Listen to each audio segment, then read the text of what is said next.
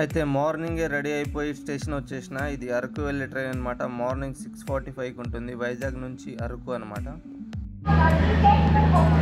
ఇదే మనకి ఇప్పుడు టిఫిన్ లెక్క. ఇదే మన ట్రైను, ఇదే నా డబ్బా.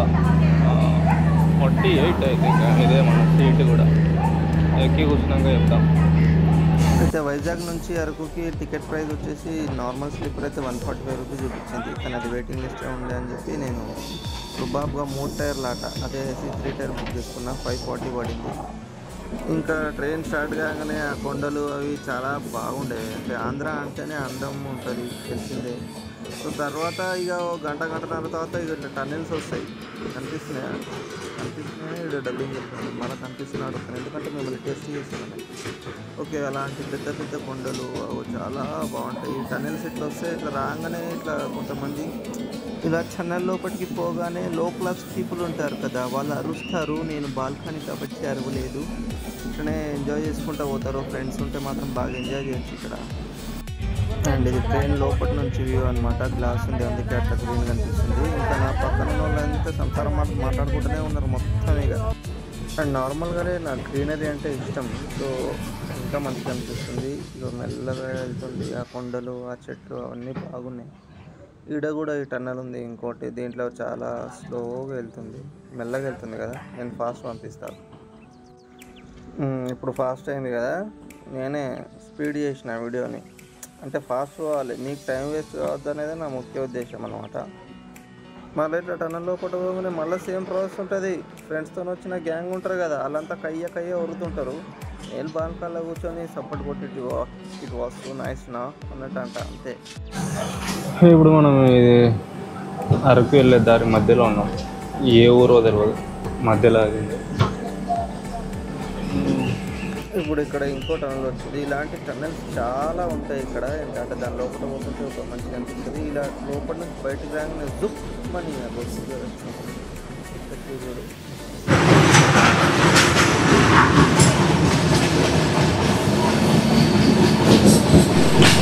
ఇప్పుడే అరకు ట్రైన్ దిగేది అరకు స్టేషన్. బయటికి వెళ్ళి ఎక్కడెక్కడ తిరగాలో మనకు తెలియదు, తిరుగుదాం.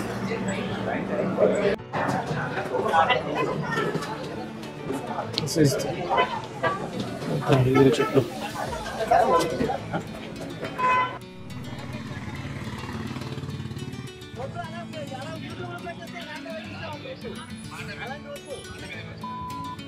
అయితే ఇంకా ఆటో స్టార్ట్ అయిపోయింది. ఆటో మాట్లాడుకున్న 1000 రూపీస్కి ఒక 6-7 ప్లేసెస్ చూపిస్తా అన్నాడు ఆయన. ఓకే అని చెప్పి ఎక్కేసిన. ఇక ఫస్ట్ ఇక్కడ ట్రైబల్ మ్యూజియంకి వచ్చిన. మ్యూజియంలో అంటే నార్మల్గా ట్రైబల్స్ ఉంటారు కదా, ఆదివాసులు, వాళ్ళు ఏమేమి యూజ్ చేస్తారు, అవన్నీ ఉండే.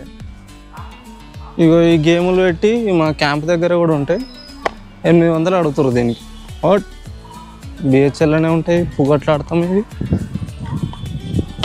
అండ్ మ్యూజియంలో ఇక ఆదివాసులు ఏమేమి చేస్తారు, అడవులలో అవి ఇవి, వాళ్ళ ఏమంటారు కుల వృత్తులు అవి ఇవి ఏంది అని మొత్తం డీటెయిల్డ్గా ఉండే. నాకు శిల్పారామం చూసినట్టు అనిపించింది అదైతే. బట్ ఓకే, మన హిస్టరీ గురించి చెప్తారు కాబట్టి. ఇప్పుడు మనం అరకులో ఉన్నాం. అరకు ఇగో ఇవన్నీ కాఫీ ప్లాంటేషన్స్, కాఫీ చెట్లు. వాటి గింజల నుంచి అవి ఉంటాయి, మీకు తెలిసే ఉంటాయి. అవి ఇవి అన్నా అంటే మీకు తెలుసు అని నేను చెప్పట్లే, అవన్నీ మీరు గూగుల్ చేసి తెలుసుకోవాలని. ఇగో ఇవన్నీ వీటి నుంచే కాఫీ అవి ఇవి తయారవుతాయంట. ఇగో ఇదంతా అది పెద్ద చెట్లు ఉన్నాయి కదా, తీగలు అవేమో మిరియాలంట. పెప్పర్, ఇంగ్లీష్ పాన్ ఇండియన్ రేజ్. అడమ్మనే దమ్మొస్తుంది.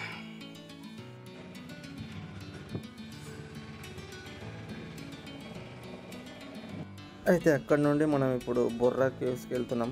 అరకు నుంచి ఆల్మోస్ట్ 25-30 km ఉంది. మీరు గూగుల్ చూస్తే తెలుస్తుందిలే, అన్నీ నేనే చెప్పాలన్నా. కానీ ఇక్కడ టికెట్ 80 రూపీస్, మళ్ళీ కెమెరా అది ఉంటే ఇంకో 100 రూపీస్ అవుతుంది. ఇప్పుడు మనం అక్కడ నుంచి రైట్ కొడితే బొర్రా కేవ్స్ వస్తాయి. వెళ్ళినాక చెప్తాం. ఇప్పుడు లోపలికైతే పోతున్నాం. యాక్చువల్లీ నేను ఇంత పెద్దగా ఉంటుందని అనుకోలేదు. సినిమాల్లో చూపిస్తుండే చిన్నప్పుడు దాంట్లో దీంట్లో, కానీ అవి చేస్తారు కదా అట్లా మాయాజాలాలు, అట్లా చేస్తారేమో అనుకున్నా, కానీ నిజంగానే చాలా పెద్దగా ఉంది ఇది.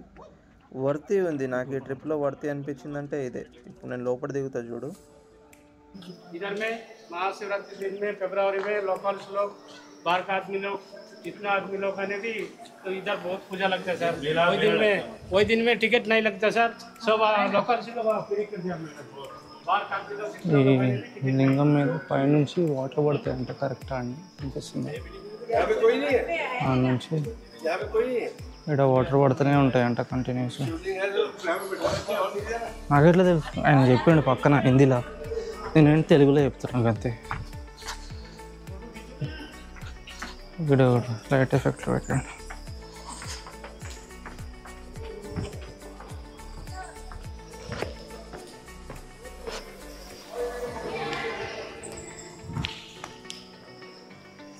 వెరీ ఇంట్రెస్టింగ్ ఉంది. ఇవి పైన ఎట్లున్నాయి చూసిన, ఇవి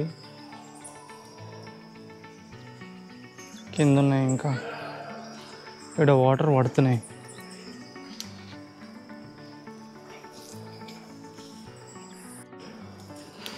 ఇంకా కింద ఉన్నాయి. ఇవన్నీ బొర్ర గుహలే. యాక్చువల్లీ నాకేమనిపిస్తుందంటే, మన మంజుమల్ బాయ్స్ మూవీ అప్పుడు గునా కేవ్స్ చాలా పాపులర్ అయినాయి కదా ఇండియా వైడ్. అంటే ఇవి కూడా ఫేమసే అనుకో, బట్ అంత పాపులర్ చేయాలనిపిస్తుంది నాకు కూడా. సో నేను కూడా ఏదైనా బొక్కలా పడ్డా అనుకో, సారీ ఎవరు లేరు కదా మనకు ఫ్రెండ్స్ వెనకాల తీసేటోళ్ళు, అందరు పెళ్ళిళ్ళు అయిపోయి పిల్లలు ఉన్నోళ్ళు, నేనేం పడలేదు. నాది నేను కేర్ తీసుకొని వెళ్తాను మెల్లగా. ఇలా ఫోటోలు తీసుకునే వాళ్ళు ఏం కనిపిస్తలేదు ఇక్కడ. ఓ మీకు కూడా ఏం కనిపిస్తలేదా నల్లగా? ఓకే, ఇగో నిజంగా చాలా పెద్దగా ఉంది ఇది. ఇంత ఉంటుంది అనుకోలేదు. ఈ కింద కాళ్ళు కూడా చక్కగా కనిపించట్లేవు. ఇప్పుడు మనం బొర్ర గుహల్లో ఉన్నాం. వీటికి పేరు ఎందుకు వచ్చిందో అని నేను నా బ్రెయిన్తో ఆలోచిస్తే నాకు ఇప్పుడు తట్టింది అది. యాక్చువల్లీ మొత్తం ఎండుకు వచ్చినాక ఈ గుహల్లో తిరిగితే బొర్రను వస్తుంది. సో దీనికి బొర్ర గుహలు అని పేరు పెట్టారు. యాక్చువల్లీ ఉండొచ్చు, ఎవడో ఒకడు కొత్తగా తీయాలి కదా. అండ్ డెడ్ ఎండ్ ఉన్నట్టుంది. ఈడ నుంచి ఇంకోటి ఉంది. ఈడ నుంచి అప్పుడప్పుడు ఏం కనిపిస్తలేదేమో, ఏం కనిపిస్తలేదు ఇక్కడ.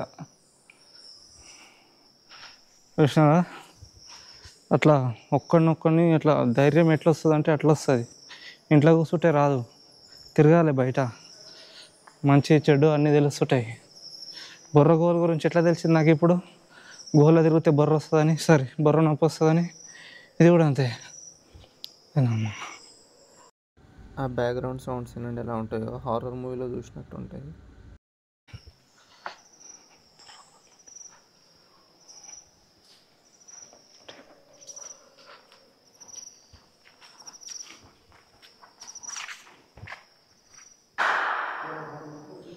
గోల్కొండ కాదురా నాయన, సప్పట్లు కొడుతున్నాం. ఇదైతే కొంచెం సాటిస్ఫై ఉందనుకో ఈ ట్రిప్లో.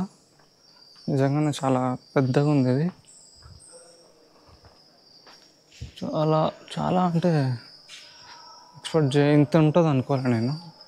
చిన్న చిన్నగా ఉండి హౌలో చేస్తారులే, శిల్పారామం తిప్పినట్టు అనుకున్నా, బట్ పెద్దగా ఉంది.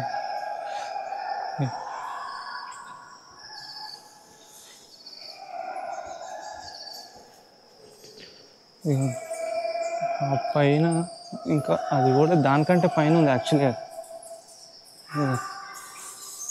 దానికంటే పైన ఉంది యాక్చువల్లీ. ఇది ఇక అడవులలో పుట్టిన వాళ్ళు ఉన్నారు చూడు, ఒరుతారు.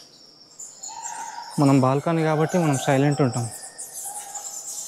ఈ పిట్టెలు అవి ఏమంటారు, అవే మీకు తెలుసుగా, గద్దలు కాదు, అది ఉల్టా చేసుకొని తిరుగుతాయి. వెళ్తున్నాం, పైకి వెళ్తున్నాం, మనం పైకి ఎక్కుతున్నాం. చాలా పైకి ఉంది ఇది.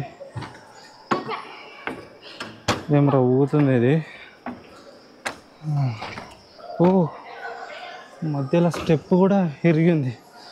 నాన్న మంచి మళ్ళీ బాయ్ స్టాప్ చేయకుండా రా. ఇప్పుడు అమ్మ కాళ్ళు జారే అంటున్నది ఇది. కొంచెం డేంజరే ఉంది యాక్చువల్లీ ఇది.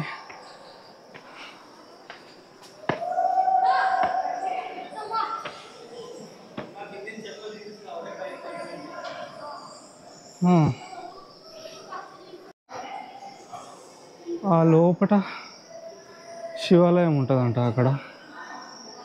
అంత లేదు, ఇంటికి వెళ్దాం. సపోర్ట్ ఉండాలి కన్ఫర్మ్ ఈడ. అమ్మా, ఆ పైన లైట్ ఉందా, ఆ గుహ లోపల శివాలయం ఉంటుందంట. నేను చెప్పిన ఈ నుంచే దమ్మొస్తుంది, అంత దూరం రాలేను స్వామి అని చెప్పి, సరే పో నేను చూసుకుంటా అన్నాడు. మాకు మధ్యలో మస్తు అండర్స్టాండింగ్స్ ఉంటాయి అనుకో. నీ అమ్మ ఇదేం రా నాయన.